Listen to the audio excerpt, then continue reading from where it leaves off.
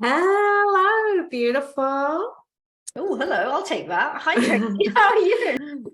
Oh, happy Monday, happy Wednesday, happy hump day is what I meant to say. Yeah. How have you been? How's your week been? Actually, I have to say, you have some news for us, Tracy, don't you? Do I? A new addition to the family. Oh, yes, because last time we were waiting, weren't we?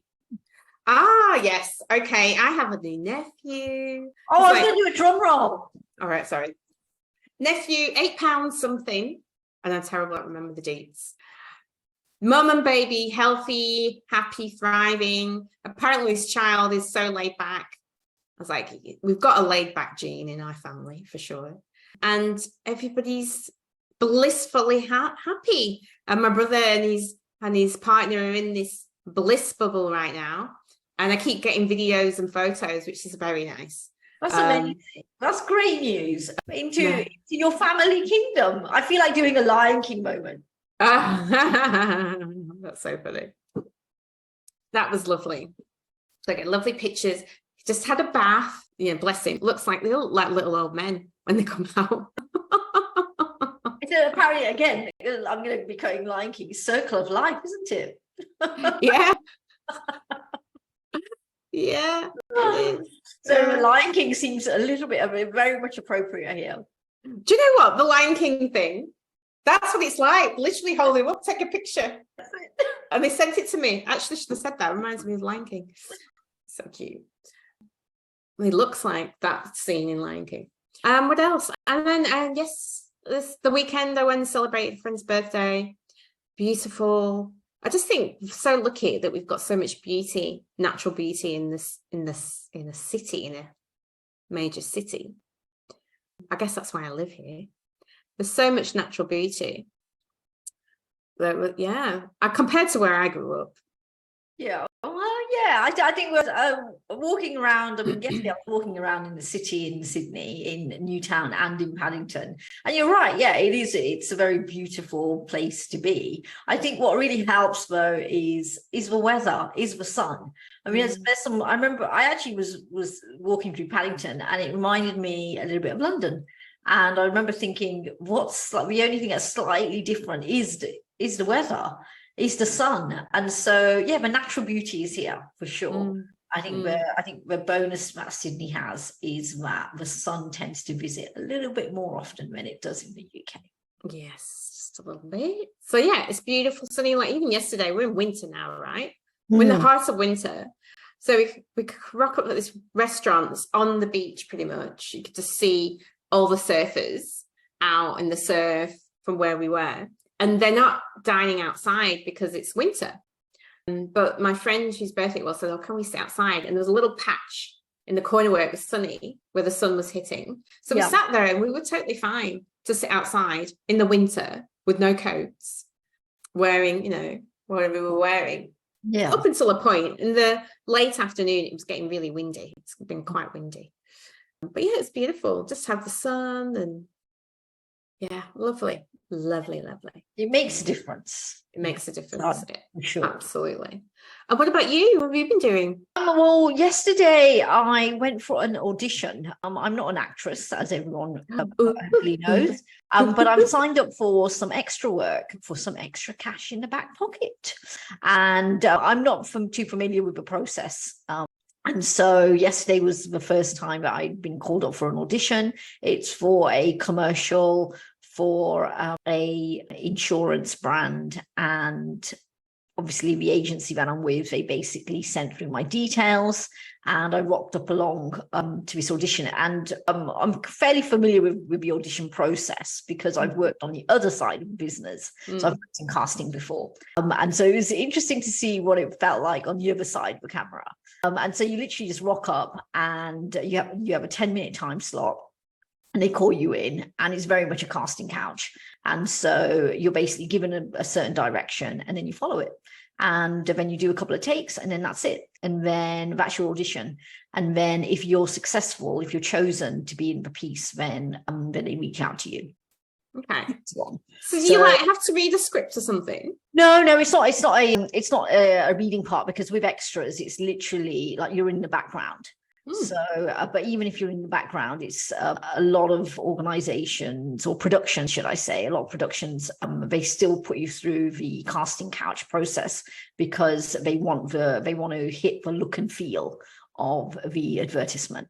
And so there was a number of characters that were required to make up this advertisement. And the category that I was actually placed in, which I felt was quite interesting, the category that I was placed in was the 50-year-old woman. Oh, you probably won't get it. And that's exactly so. When I turned up to the, because you don't look it. Yeah. So when I turned up to the location, as I was walking into the location, 3 other women walked in with me. And when I looked at them, this was even before I stepped into the location, I actually thought, no, I'm not going to get it. I'm not what they're looking for. Those are the words that went through my mind. And that's not negativity there. It was realistic. It was based on a realistic observation. The 3 women that walked in with me, they were clearly what I would define as in between 52 and 60. By a long shot. And when I was comparing myself with them, because we were all sitting in the same room, a little room together, and it was very clear. I basically wore a white t-shirt, a very like a green overcoat, and a pair of jeans and trainers. And the reason being is because they give you some direction around what the character will be doing. And this character in her 50s would be hailing a cab. So I thought that would be appropriate. And then as there were 2 other people who were in front of me or in front of us. And when they came out of the room, again, they looked very much 52 to 60 years old, I would say. And so when it came to me, I was thinking, yeah, I'm not going to get this one. Not if that's the target that they're aiming to hit. But I went in, obviously it's a process. One thing that I found was that I started talking just naturally as I do with the casting director. And we ended up talking about sunglasses and the art that was behind in the room. And what I noticed was that he gave me a few more chances or a few more takes than the 2 women that had come before me. Right. So the 2 women that had come before me, you could actually hear them through the room. Oh, right, yeah. And they were given about 2 takes of, you're basically asked to stand on a spot and then pretend like you're hailing a cab from 2 directions. So, with traffic coming from 2 directions. That was it, simple.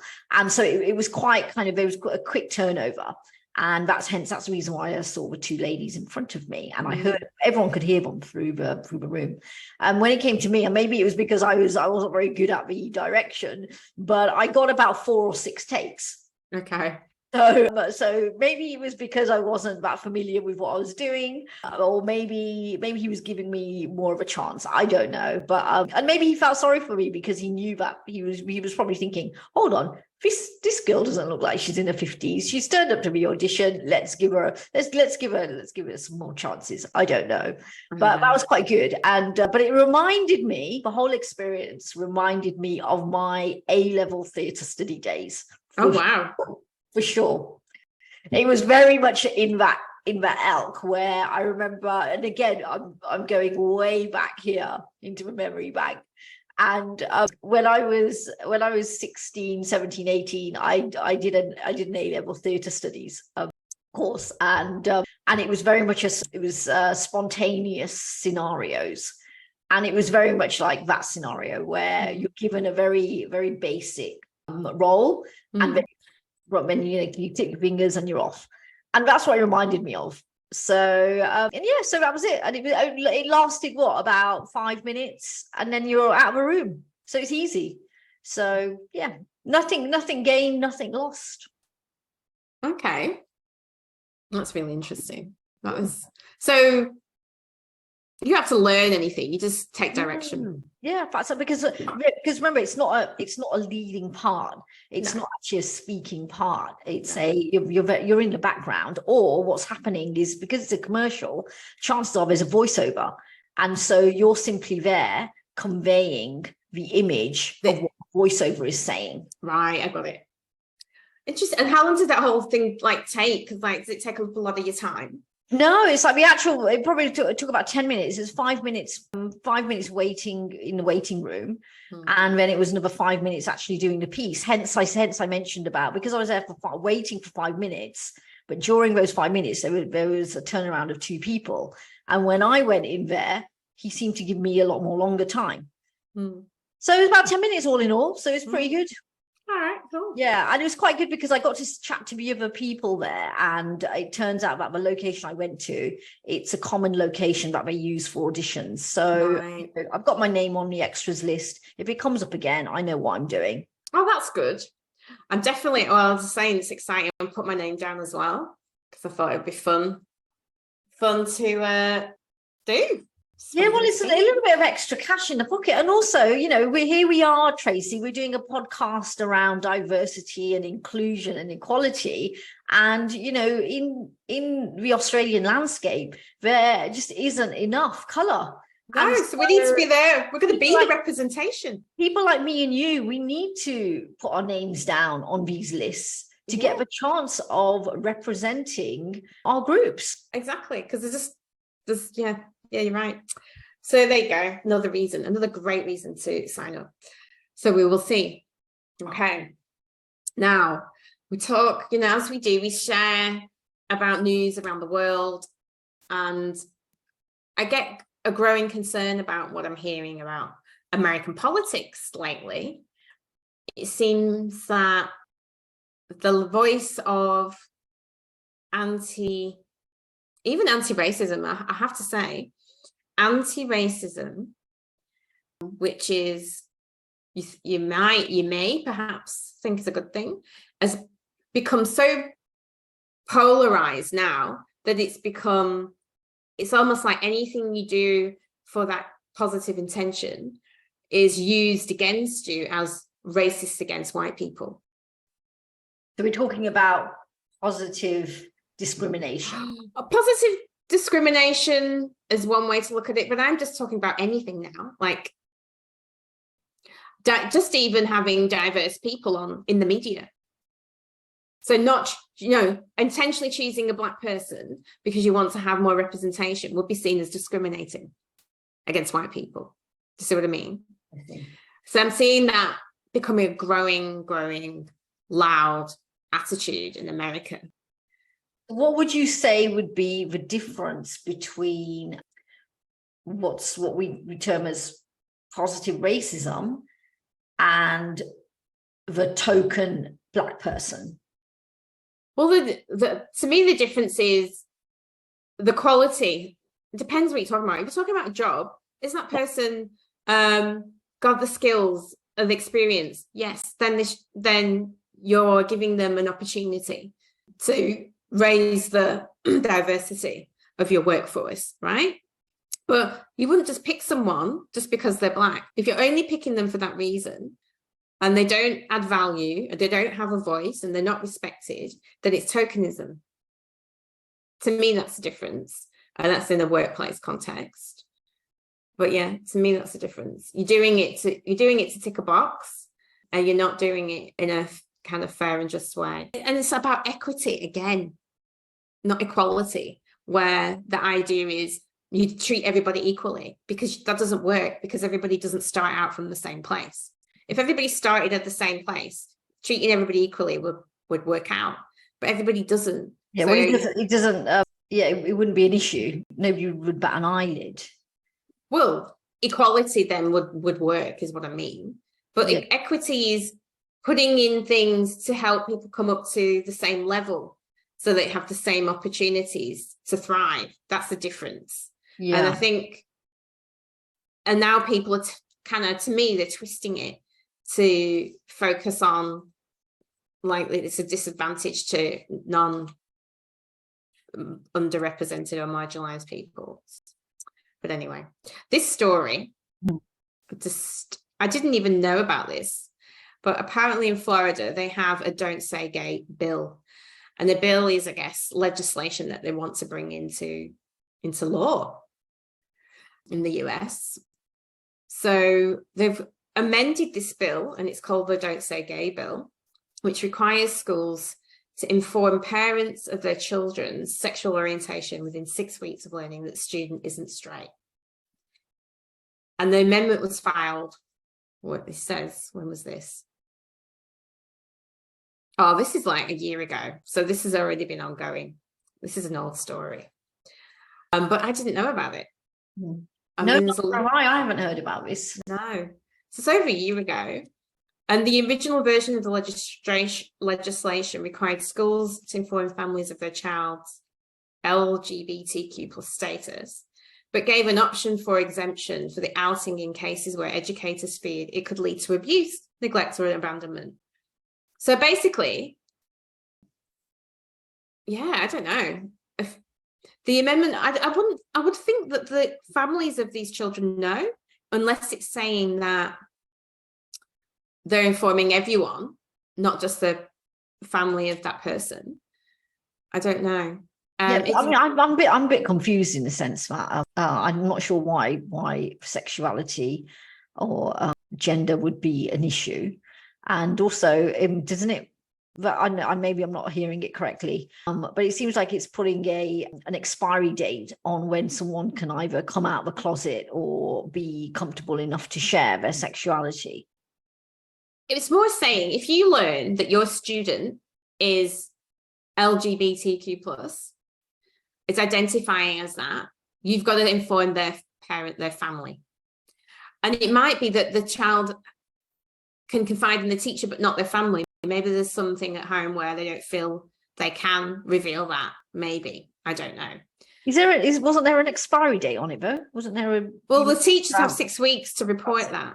So 6 weeks. So for me, it sounds like there's an expiry date. There's a deadline there of informing, and it just seems so formal, and it just seems so it just doesn't seem that great.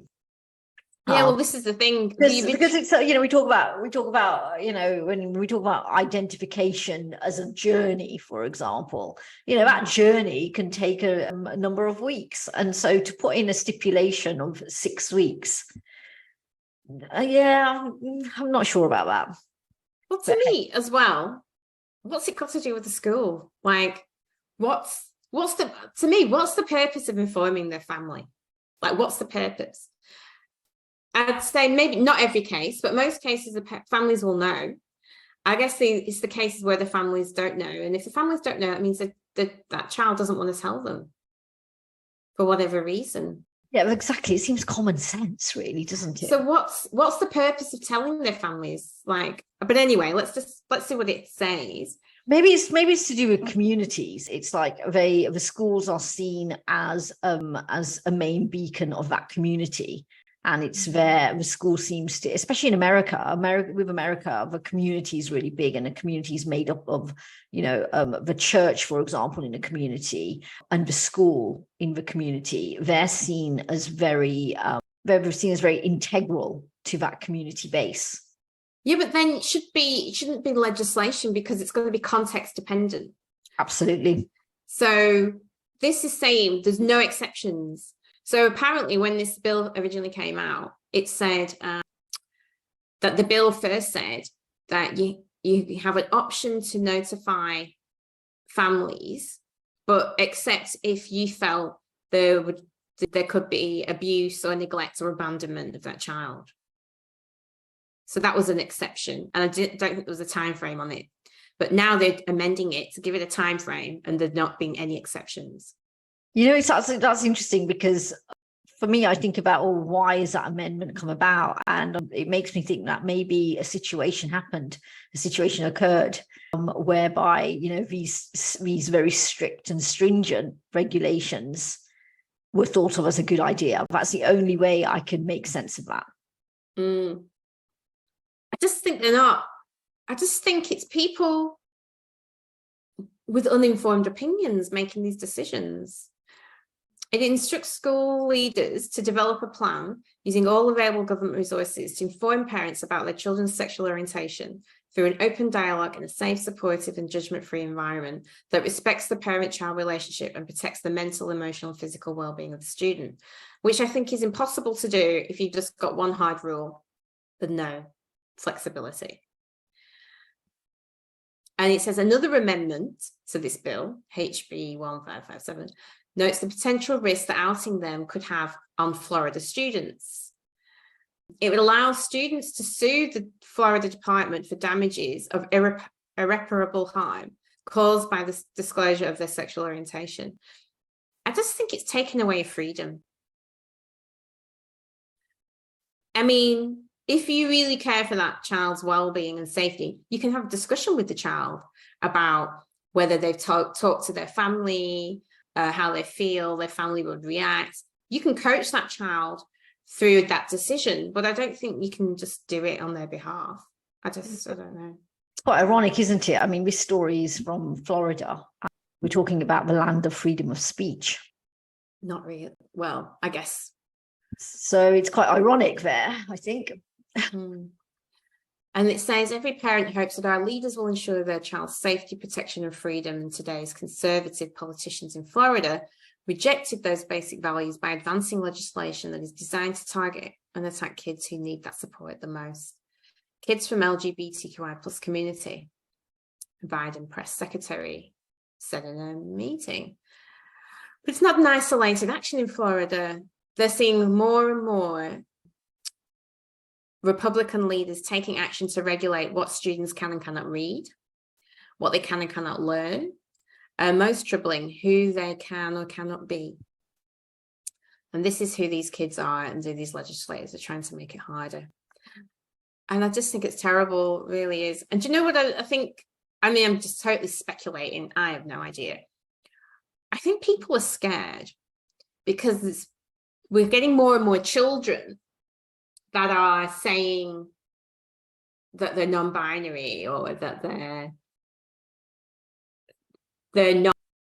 non-binary sexuality. You know, I heard one yesterday, my friend's telling me that their child has said that their friend at school, and this is still primary school, not high school, is omnisexual. I'm like, that's a new one on me. What does that mean? I was like, I've not heard that one. So this was yesterday when you were out at your lunch. Well, this is a friend's child. Okay. They've told them that they're pansexual. Okay. Yeah. They're pansexual, and pansexual means that you're not attracted to the gender, you're attracted to the person. Yeah. Sexually. Okay. So that's what that means. And then they're telling their parents that they've met a friend at school who's told them they're omnisexual.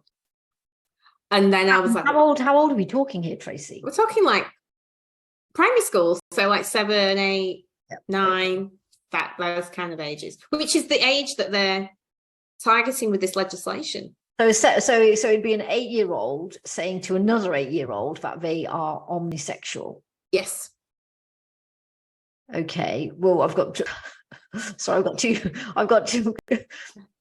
I can't remember being 8 years old and thinking about sexuality and thinking I did. I did it even younger. I did in the sense that I had a boyfriend, and people will say, "Oh, do you have a boyfriend?" And then I had a boyfriend at school. Yeah, I had a boyfriend at 6. Gosh, you know what? I must have really had my head in the books, because I don't remember thinking about, you know, who I'm attracted to. But it wasn't sexual per se. It was, you know, adults have part. You see that, right? You're kind of playing it out. It's not the same as an actual relationship. Well, if that's the case, Steve, so this is the thing. If that's the case, then how do we know that an 8-year-old or 7, 8-year-old? Because you like imagine, like some kids are like, oh, when I'm growing up, I'm going to marry someone just like you, Daddy. Like you've got the idea already that it's a man. It's not full-fledged about sex. It's not about that. It's about what you envision, even from a child, and it's but influenced. That could change in a few years. Yeah, it could change. It could change. Yeah. So the other aspect about that comment was, so what is omnisexual? Right. So here we are. So I asked the same question, and my friend asked her daughter, like, what does that mean? So omnisexual means that you are like bisexual in effect. However, you're bisexual, so you're attracted to both genders, but you've got a preference for one. But not a preference. But so does that mean that you're sitting on the fence, but one bum cheek is more dominant on one side than the other? No, it means you will date both, but you slight. I think that's a very good analogy then. Sitting on the fence, but one bum cheek is slightly more. Oh yeah, probably, yeah. Yeah. I think that's a very good analogy. That's good if you think about where your bum cheeks are placed, yeah. Exactly. So, but you slide slightly more to one way. I don't really know. So in other words, you're not just batting for both teams. When you bat, your ball tends to land on one side more than the other. Yes, brilliant. Magic, you have a way with words. My word, we learn something new every day, don't we? We do. And I just think, and this is what I think people are scared of. I think people are hearing this kind of stuff and afraid. And for me personally, I care, because people can change, grow, learn, develop, be flexible. I think what is great about it is that kids don't feel they have to be anything. They don't have to be straight. They don't have to be gay. They don't have to be anything. So they're just having ideas about what they feel they are, and that might change and it might not. Who cares? So I think there's people that are very scared by that. And that's why we're getting all this backlash. I don't know what they're afraid of. I'd love to know. I'm assuming they think it's harmful in some way, and I'd love to know how they think it's harmful. Probably in the same way when there was fear in the late 70s, 80s, when it came to homosexuality. And then in the early 80s, when the AIDS pandemic hit, it was that same fear of that then was completely exaggerated. So maybe it's coming from that same place. I just think if you're making decisions based in fear, you need to start really worrying about that. It's yeah. Anyway, so that's that story, and it's very sad and it's old, and we know even since that year ago, there's been more legislation in Florida that limited and restricted the rights of the LGBTQ plus community. Yeah, it'd be interesting to see how what effect that's had a year on, and it's good to have learned what the term omnisexual is, which is great. So I'm going to turn the topic slightly and turn it towards the topic of Disney. There's an article in The Guardian. And the headline is "Swimming Now Has a Wave of Diversity to Drown Out Little Mermaid Protests." And the article is about some of the comments or backlash that has been made since the release of Disney's The Little Mermaid, where the main character, is it Ariel? Yeah. Is played by Halle Bailey, who's a Black talent. So I'll go on to read the article. It says, Disney has always been at the heart of breaking down barriers in society and swims against the tide in its diverse casting and smashes the patriarchal system out of the water. As Disney celebrates its 100th year, I can't help but reflect on what Disney has taught me, that anything is possible. Disney might be fiction, but our youth of today look up to the characters as role models. So who Disney represent and how they represent them is real. That means the repercussions of racism and abuse towards Disney characters can be damaging and impactful as racism towards people. Last week, Disney's Little Mermaid hit our screens, and I'm excited for the world to see it. But the movie has been a hot topic of conversation over the past year as Halle Bailey, a talented Black actor, takes on the role as Ariel. It's disappointing to say the least that waves of complaints and dislikes have come to the surface simply because Ariel was white in the original cartoon movie, but to hear the common myths I've been trying so hard to shift for many years in sport has hit me harder than I expected. I grew up with a familiar phrase that Black people don't swim and Black people sink in water. But to still hear these comments regarding a movie in today's society is very disappointing. I decided to step away from competitive sport last year, and it took me a sporting lifetime to say I was proud to be a swimmer. But I know negative stereotypes can act as a barrier to people participating in sport.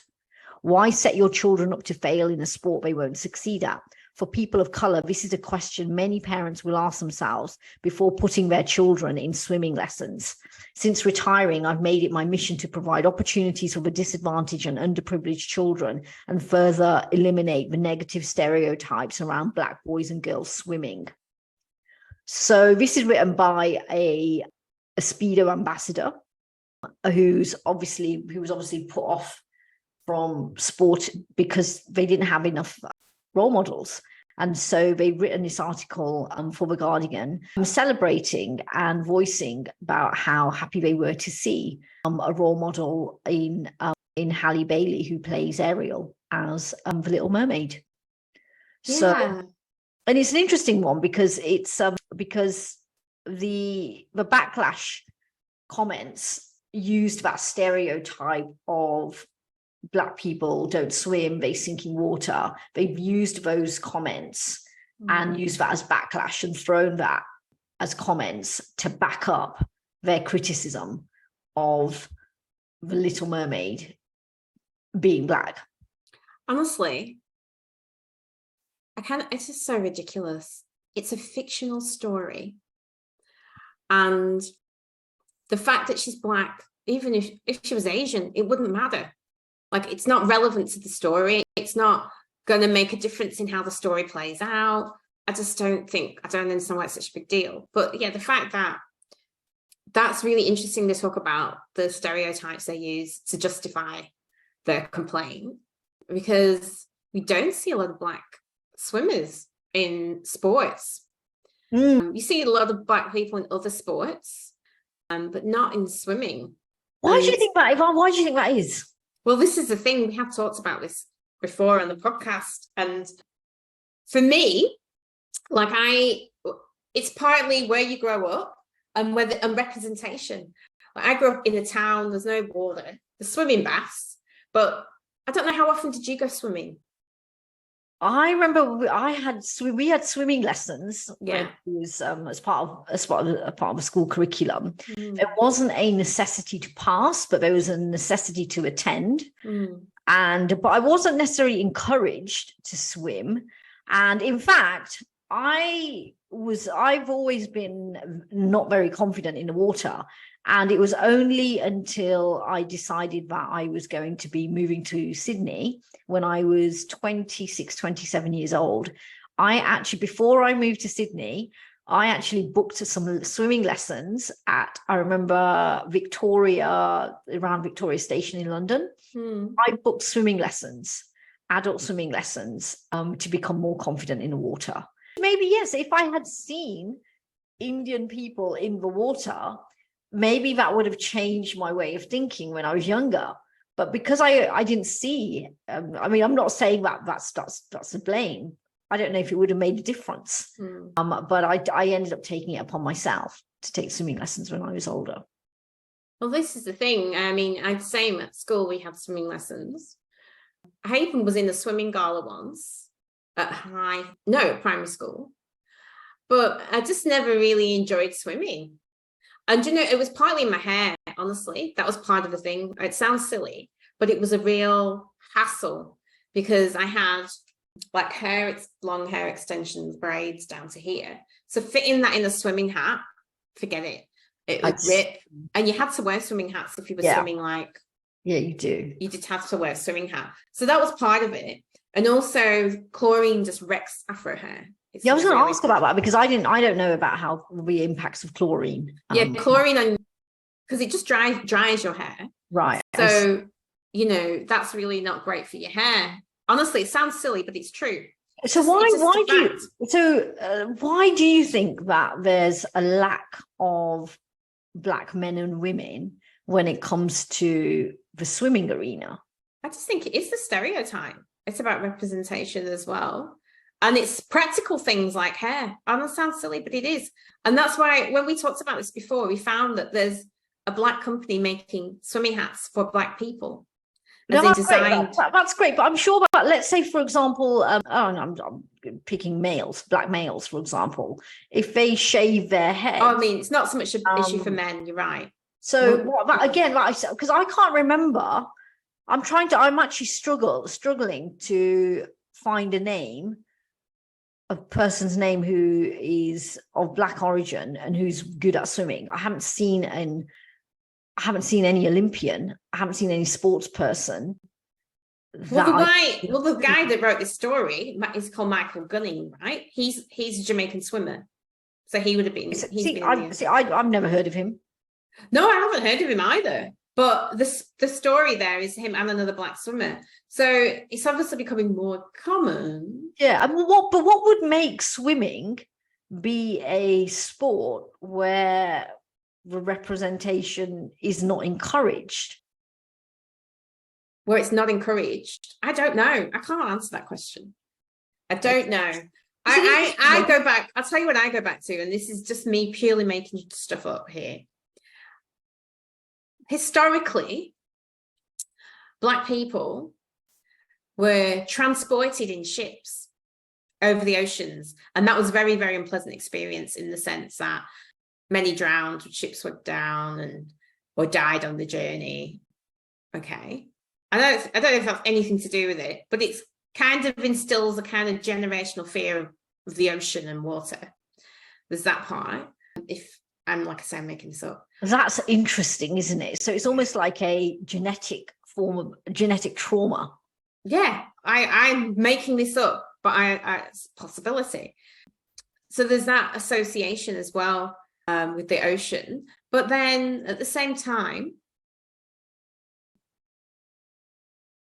if I consider, islanders are Black, or people of color anyway, then there's a lot of swimming going on in, the little islands. Yeah, exactly. See, I'm thinking about form, physical form. Oh, there's no physical reason. And that's like with sports, if you have a genetic pool whereby you've got more advantage, or you're naturally born with physical attributes which complement a specific sport, then that's great. And I think that with the Black community, with the sporting community, it's all about the shoulders. It's all about the broad shoulders, the broad chest, the height, for example. So if you've got height and you've got the broad shoulders, that's the very basic of, for swimming.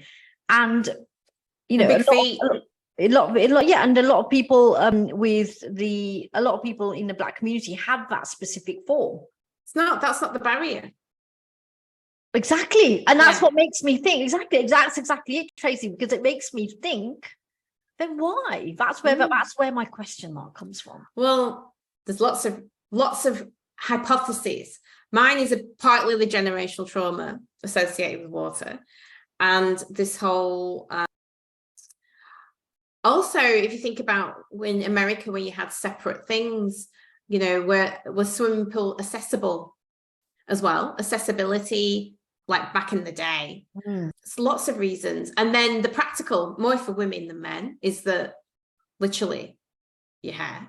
There's lots of reasons, but it's not just like Black people. You don't see many Indian swimmers either. Yeah, a lot of the Indian swimmers, sort of lack of Indian swimmers, I would probably say, again, going back to the physical form, a lot, you don't, in the Indian community, like being really tall and having broad shoulders, that's fairly rare in the Indian community. Yeah.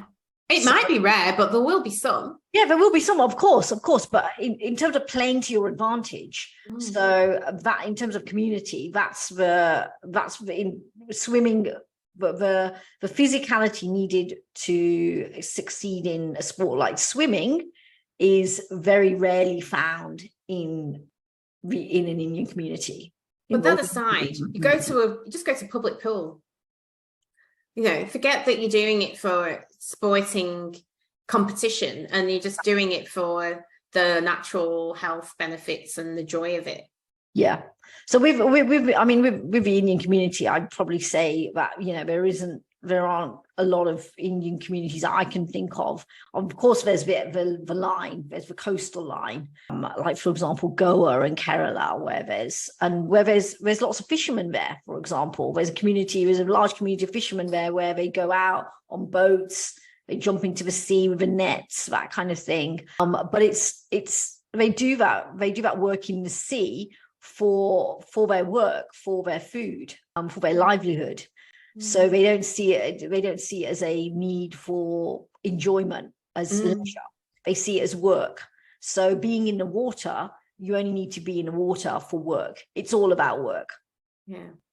So I don't know, we can't answer the questions of why, but we can see that there's a lack of representation. Yeah, for sure.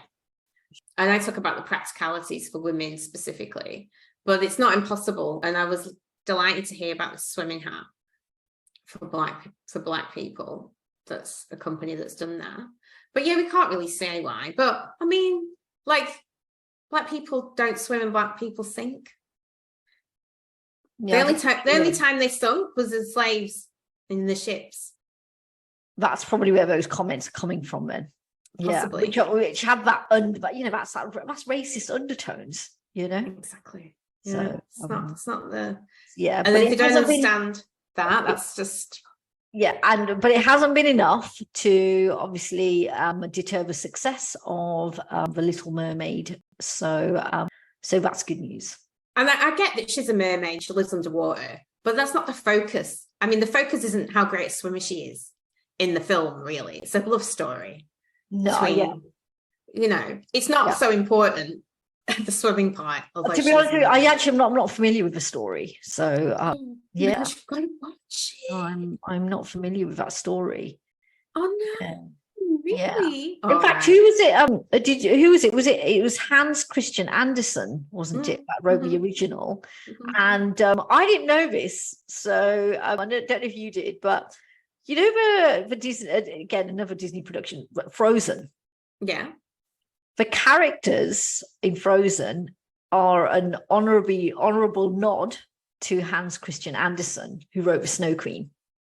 No, I didn't know that. So there's a character, I think, and I'm probably sure I'm going to get this wrong, but there's the 4 characters in Frozen are Hans, there's Kristoff, and there's Anna. And there's the 4th one, I can't remember. So it's Hans Christian Andersen. So Sven. Olsen. Isn't that an Olsen? Sven. There's a Sven. So it's Anna Sven, which is his surname. And then there's Hans and then Kristoff. So there we go. So something you probably didn't know about Frozen. I did not know that, but I don't know a lot about Frozen, I'll be honest. I have seen it that once. Okay, because it was written. The Snow Queen was written by Hans Christian Andersen, and Frozen, the story was inspired, and they wanted to obviously honor the author, and they made nod there out then. Okay, right. Well, so that's what Disney did. So what would we do? What would we do? What would we do? Can you hear this? Nothing. Yes. Are you coming to the game next week? I don't know if I can make it. Things are a little bit tricky for court case. Court case? What have you done wrong? Sorry? I can put you in contact with a lawyer friend of mine. He can get you off anything. I am the lawyer. Wow. You don't often see a fella like you, as a lawyer. Fair play, mate. Stereotyping. When we don't face the problem, we become the problem.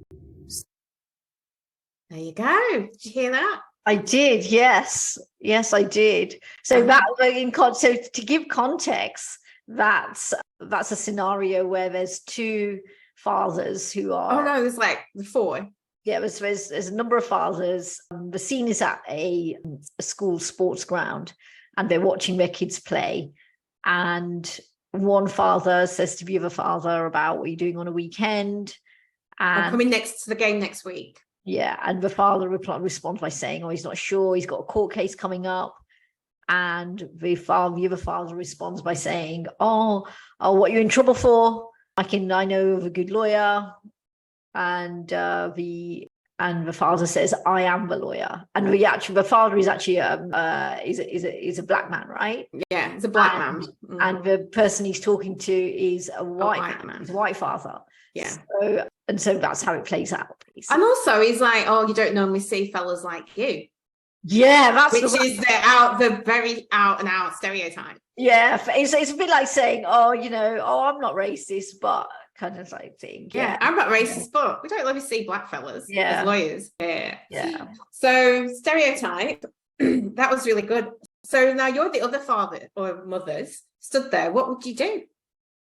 What would I do in that situation? Well, I'd probably turn to the white father and hand him a spade and say, "Mate, you're going to be needing this because you need to dig yourself out of a big hole." That's so #awkward. That's so #awkward. I wouldn't know what to say. I'd be embarrassed. I'd feel really embarrassed. Hence, here's a spade, mate. I think you're going to need it. Yeah, I'd be embarrassed as well. I probably wouldn't say anything in front of everyone. I'd probably go and talk to that guy on his own. The guy that said the comment about you don't normally see guys like you. I mean, what would I be expecting? I'd be expecting an apology. I think that would go a long way, but not that he would give it. Yeah, and I think maybe that's why I'd probably add humor into the situation. If I was on the sideline, I'd want to try and diffuse that situation, because that type of situation, it has a potential to escalate. There's emotions there, there's wrong intentions there, there's discrimination there, there's lack of knowledge there, there's assumption there. There's so many factors that are present, which, if blended, could escalate. They could, you're right. I'm not saying directly confront him there. That's what I'm not saying. That's your way, and this is what I would do. Because I say what I would do. Yeah, so that's what I do. I'd probably try and add humor to the situation. So I would a very #awkward situation. And what I would do is I would talk to that guy later, not in a confrontational way, to say, "Hey, that was awkward. What you said. What did you think about that?" And have a conversation with him and see what he feels about that situation, and maybe suggest, but he might probably come up with it himself, to apologize to that man. Yeah, can you imagine how that white guy must feel? Like, knowing in that moment, realizing what he said, and then also realizing that just the whole embarrassing side of it. But actually, interestingly, in that situation, even after being told that that person is a lawyer, he then went on to make that follow-up comment. I think he was trying to dig himself out of his hole, but he just dug further. Yeah, so how do you react? You don't. But this is the problem: saying nothing, doing nothing, achieves nothing, and that's the whole point of this campaign, which I think is great. So it's either the guy that's dug the hole realizes what he's just said, say something like an apology, or the other guy standing there in the video, because obviously you can't hear the video, but in the video they're giving each other the looks, and I can imagine if we were stood there, that's what we'd be doing. We'd be looking at each other going, "Did he just say that?" I'd just be blatantly laughing out loud. We're like, "Did he just say that?" kind of thing. And I mean, I've been in a situation where somebody said something they thought was a joke, and that was racist and really offended me, like this guy. In the video, the perception is the black guy's offended, and the white guy's put his foot in it, intentionally or unintentionally or otherwise. But it's like what everybody else does. And I've been in a situation where somebody's said a racial joke on my behalf, directed at me, thought it was funny, and I'd be really, really offended by it. And I didn't say anything because I was just so shocked. And the other people laughed. Now, the other people may have laughed because they thought humor would have diffused it. But it didn't. It made it worse for me because it's like, well, you even think it's funny. I see. Right. I see. But that's the thing also, Tracy, you know, here we talk about, you know, what would you do in that moment? I think also, like you just said, a lot of people, you know, we don't know how we're going to respond. And a lot of times when it comes to these types of scenarios, because I myself have been in these kind of scenarios, sometimes you can freeze and you're frozen out of disbelief. Like, it's literally disbelief that freezes you, that, hold on, is this person really saying that? And did I hear that correctly? Because it sounds so stupid, you know, and it's that frozen moment that disables you to say or do what you would ideally want to do. Exactly. And that's why it's important to have these conversations, because it gives you experience and a rehearsal, if you like. So you never may have been in this situation, but if you're listening to somebody like us talking about it and talking about what you would do, you might just recall that in the moment. But if you've never talked about it, never educated yourself on this type of thing, then you don't have any resources to draw from in the moment, where you might be frozen, or you might have a nervous laugh. I have a girlfriend that laughs nervously when something negative happens. She does that a lot. I don't know if she does it so much now, but she used to anyway.